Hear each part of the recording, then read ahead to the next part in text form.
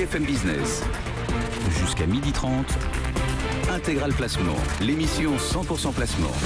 Cédric Decoeur, Guillaume Sommerer. Et oui, c'est le moment chaque jour où on vous répond à 12h05, on répond à vos questions que vous nous envoyez sur notre site bfmbusiness.com. Continuez, chaque jour on vous apporte des solutions avec aujourd'hui Gilles Petit. Ça va toujours, Gilles? Ça va très bien. Bon, c'est parti. Vous êtes rédacteur en chef du magazine Gestion de Fortune, faut pas que j'oublie de le dire.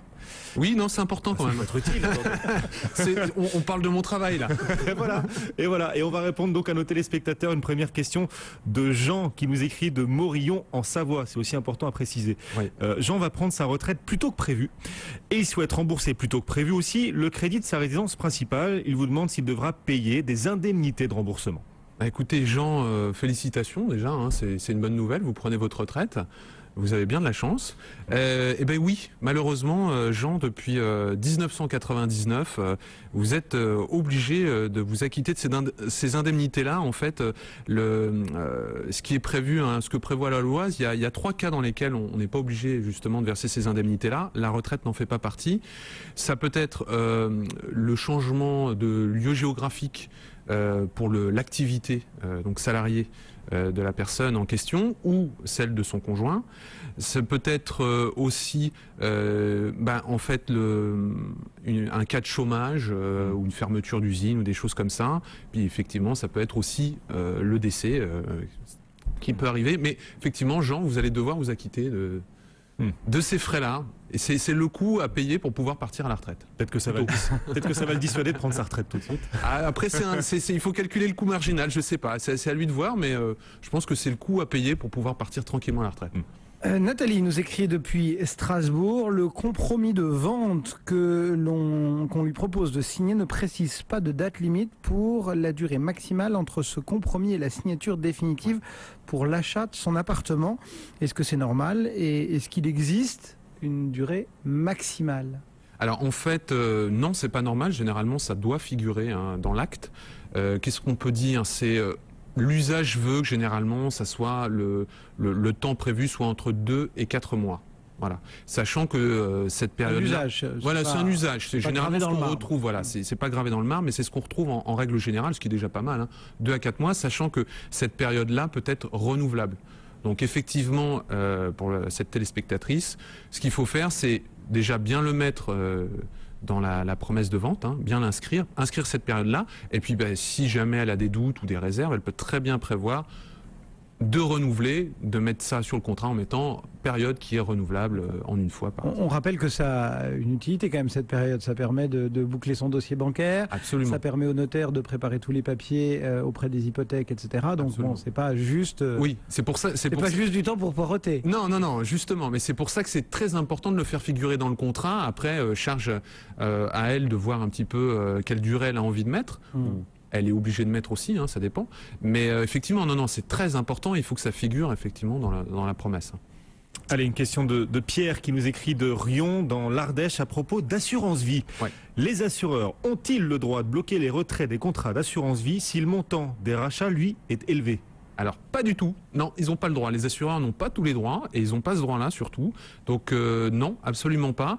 Ce qui peut se passer par contre, c'est que l'autorité de contrôle prudentiel, qui est justement l'autorité faîtière, le gendarme pour l'assurance, puisse un jour décider effectivement de bloquer ou de limiter les rachats si jamais il y avait un risque effectivement pour une compagnie d'assurance, risque d'insolvabilité ou de liquidité. Mais il n'y a que l'autorité de contrôle prudentiel qui peut le faire, pas votre assureur.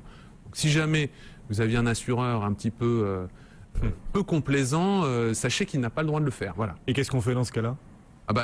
Dans ce cas-là, vous pouvez vous retourner tout simplement vers l'autorité de contrôle prudentiel qui pourra intervenir auprès de l'assureur. Mais généralement, ça se règle très bien, ce genre de choses. Il n'y a pas besoin d'aller aussi loin. Les assureurs sont quand même des gens très raisonnables et très responsables.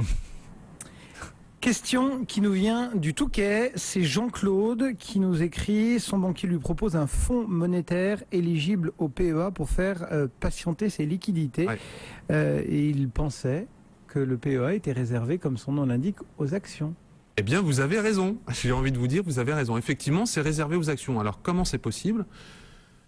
Ingénierie financière, comme d'habitude, hein, c'est voilà, un échange de performance, c'est ce qu'on retrouve dans les trackers, les ETF, hein, c'est exactement la même chose, c'est-à-dire que vous allez souscrire facialement dans un fonds qui sera un fonds monétaire, mais en face, et ce qu'on va mettre, ça va être quoi? Ça va être des actions européennes, un panier d'actions européennes qui va vous servir une certaine performance, et cet échange, en fait, l'échange de performance entre le monétaire et l'action vous permettra effectivement d'investir dans le monétaire, sachant que la différence, hein, le gain est généralement réservé à la société de gestion qui vous assure cet échange de performance. On va quand même préciser qu'il y a, c'est sécure comme procédure, il y a juste le risque de contrepartie qui parfois peut venir un petit peu assombrir l'horizon.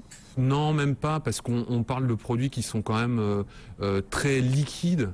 Donc généralement le risque de contrepartie quasi inexistant. Donc peut y aller, il peut mettre de l'obligataire dans son PEA. Mais disons qu'il n'y a aucun intérêt à mettre trop d'obligataire. Enfin, c'est pas de l'obligataire en l'occurrence, hein, c'est du monétaire. Oui, du monétaire. Mais il n'y a aucun intérêt à mettre beaucoup de monétaire dans du PEA, hein, puisqu'on est là pour faire de l'action, on est là pour faire progresser. Visiblement, il veut juste faire patienter. Pour patienter, oui, mais pas trop longtemps parce que le monétaire rapporte rien. Et puis le monétaire pourrait disparaître. Mais ça, c'est l'objet d'une autre question. On pourra en parler plus tard. Et alors, du coup, s'il veut faire patienter des liquidités comme ça, il peut faire comment si c'est pas forcément la meilleure des solutions? Ah bah si, c'est la meilleure des solutions pour les liquidités, mais pas la meilleure des solutions pour avoir un PEA. Bon. Si c'est pour faire que de la liquidité, c'est pas la peine. Bon, et ben voilà, Jean-Claude, vous avez votre réponse au Touquet. Allez Gilles, vous restez avec nous, on va continuer de répondre à nos téléspectateurs dans un instant, mais vous en avez l'habitude, d'abord c'est l'essentiel de l'info. Et c'est avec Sophie Tussaud sur BFM Business. Bonjour Sophie. Bonjour Guillaume, bonjour à tous. Dernière apparition publique de Benoît XVI. Le pape donne en ce moment son audience générale, place Saint-Pierre à Rome, devant plus de 100 000 personnes. Dans son dernier message aux catholiques, il a assuré que Dieu ne laisserait pas couler l'Église et assuré de son soutien après son départ par la prière. Benoît XVI cessera d'être pape demain soir à 20h. La mort de Stéphane Hessel, l'ancien résistant et déporté auteur en 2010 du manifeste Indignez-vous, s'est éteint cette nuit à l'âge de 95 ans. Cet ancien résistant et déporté était l'auteur donc de ce manifeste en 2010. Le scandale de la viande de cheval plonge Spanghero dans les difficultés. L'entreprise a demandé l'ouverture d'une procédure de sauvegarde. Elle avait dû cesser son activité durant une semaine. Spanghero est accusé d'avoir commercialisé de la viande de cheval en la faisant passer pour du bœuf. Et puis le Nouvel Obs, condamné à verser 25 000 € à Dominique Strauss-Kahn pour avoir publié les bonnes pages du roman de Marcella Yacoub. Laurent Geoffrin, le patron de l'hebdomadaire, dénonce une décision extravagante et injuste. Le livre n'a pas été interdit, mais a obligation d'insérer un encart. Merci Sophie, on vous retrouvera dans 10 bonnes minutes. À tout à l'heure. À tout à l'heure pour un nouveau point chaud sur l'essentiel de l'info. Un mot des marchés aussi, le CAC 40 qui a du mal à rebondir, du mal à remonter la pente. Plus 0,3% aujourd'hui, 3636 points. La bourse de Milan, elle, est quasi stable. Intégral Placement, Cédric Decoeur, Guillaume Sommerer sur BFM Business.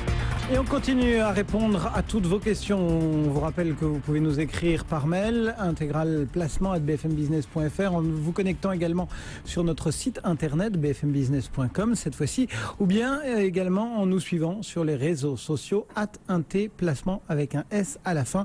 Et on continue à vous répondre avec la complicité de Gilles Petit, rédacteur en chef du magazine Gestion de Fortune.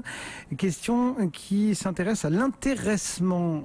Cet auditeur vient de recevoir l'intéressement de la part de son entreprise et il envisage d'investir celui-ci en actions. Quel est l'intérêt de bloquer cette somme sur un PEE, un plan d'épargne d'entreprise, alors qu'il pourrait aussi bien la placer sur de l'assurance vie? Très bonne question. C'est deux produits différents. Ce sont deux produits différents.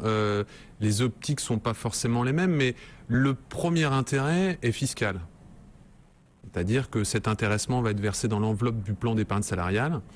Et en fait, vous n'aurez que des prélèvements sociaux sur les possibles gains que vous allez faire.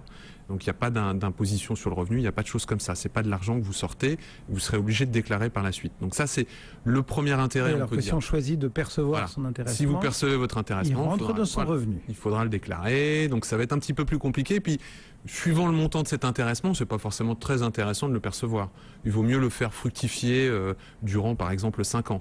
L'autre intérêt de l'enveloppe épargne salariale, c'est que là on parle d'intéressement, mais il y a aussi un abondement. C'est-à-dire que quand vous faites des versements une fois par an, voire 2 fois par an, vous pouvez toucher un abondement de la part de votre employeur. Donc l'intérêt est là. Je pense que effectivement c'est beaucoup plus intéressant que de faire de l'assurance vie par ailleurs. Il vaut mieux se constituer un plan d'épargne salariale, le faire gonfler, le faire fructifier. En plus, aujourd'hui, on a quand même dans les plans d'épargne salariaux des fonds actions qui sont bien moins mauvais que ce qu'on a pu connaître par le passé. On a souvent le choix entre plusieurs types de produits, voilà. Que ce soit des produits prudents, des produits éthiques, des produits un peu plus offensifs. Voilà, exactement. Donc on a quand même maintenant des produits un petit peu plus, un peu meilleurs, on va dire, parce qu'il y a quand même beaucoup de produits qui sont pas très bons en épargne salariale, mais ça coûte cher à gérer. Donc ça peut être intéressant de le faire fructifier. En plus, l'autre intérêt de l'épargne salariale, c'est quoi? C'est il y a quand même des cas de déblocage. Hein, vous mariez, plusieurs cas de déblocage. vous faites d'importants travaux dans votre maison. Donc ça peut être une enveloppe que vous pouvez vous constituer à côté et à part du reste de votre patrimoine. Vous pouvez avoir de l'assurance vie par ailleurs, mais l'épargne salariale, avoir ça dans un coin, c'est ça. En ces périodes de crise, puisque c'est quand même, on regarde les informations, ça va pas quand même super bien. En ces périodes de crise, ça peut être intéressant d'avoir un coussin supplémentaire d'épargne salariale qui sera en plus abondé par votre employeur. L'abondement, c'est pas obligatoire. C'est pas obligatoire, mais généralement c'est pratiqué, y compris dans les sociétés de taille très moyenne, y compris dans la presse. Et bien voilà donc pour cette question sur l'intéressement et l'intérêt de placer tout cela dans un plan d'épargne d'entreprise et non pas de le percevoir pour le placer en assurance vie. Vous évoquiez, Gilles, les inquiétudes qui sont de retour sur les marchés, sur la zone euro, et ça inspire une question à Marie. Marie souhaite investir sur l'or, qui est traditionnellement une valeur refuge. Oui. Elle a vu les cours de l'or se casser la figure là depuis 2-3 semaines. Elle vous demande s'il est encore temps d'y investir. Alors ça, c'est une question très ouverte. Oui, je sais bien que les temps sont durs et qu'on trouve de la viande de cheval un peu partout en ce moment, mais enfin, est-ce qu'il faut revenir sur l'or aujourd'hui? Tout dépend. Tout dépend de la répartition de votre patrimoine. Si vous avez aujourd'hui, pour faire simple, on va dire, si vous avez 5% d'or dans votre patrimoine, ça peut être effectivement intéressant. Après, il faut savoir comment vous voulez investir dedans, puisque l'or effectivement baisse, mais là on parle du cours de l'or, le cours de l'once d'or. C'est un cours auquel vous n'aurez jamais accès si vous investissez dans des pièces, par exemple. Et même si vous devez investir dans des lingots ou des lingotins, vous aurez à payer des primes, vous aurez des frais supplémentaires. Donc, il faut quand même en tenir compte. Donc, si vous voulez investir dans l'or et que vous n'avez pas aujourd'hui 5% dans votre portefeuille, moi, mon conseil, c'est faites-le, mais de façon très régulière et sans vous précipiter, parce qu'il n'y a pas d'urgence. Ne surtout jamais se ruer sur l'or. Il faut pas, il faut pas se ruer sur l'or, c'est pas vers l'or. Oui, c'est la ruée vers l'or, mais non, surtout en ce moment, parce qu'on finalement l'or a rien fait pendant 20 ans, a commencé à décoller quand on regarde les cours à partir de 2001. Aujourd'hui, on voit qu'une banque comme Goldman Sachs a révisé ses prévisions sur le cours de l'or. Ils étaient à 1800 l'once, ils sont descendus à 1600. C'est quand même des acteurs qui sont assez importants sur les marchés de l'or. Donc, pas de précipitation aujourd'hui à revenir sur l'or. Je sais qu'on est en train de se faire peur. Les élections italiennes viennent de revenir.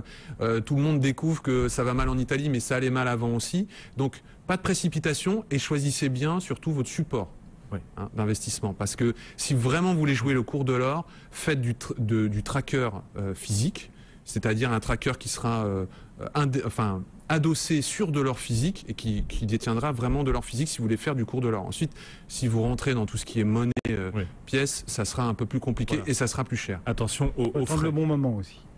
Ouais, aussi, bien sûr.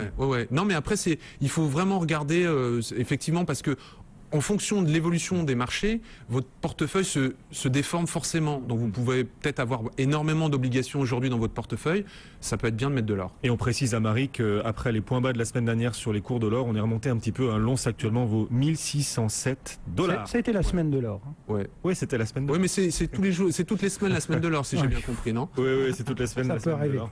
Et puis au passage, c'est un hommage à Laure Closier qui nous aide à préparer cette émission. Pas de jeu de mots sur l'or, non, jamais. Absolument. Allez, merci beaucoup Gilles Petit, avec nous régulièrement dans Intégral Placement, rédacteur en chef du magazine Gestion de Fortune. Et un CAC 40 qui prend du terrain, plus 0,36%. On essaye de garder un peu de courage du côté des investisseurs parisiens, 3634 points.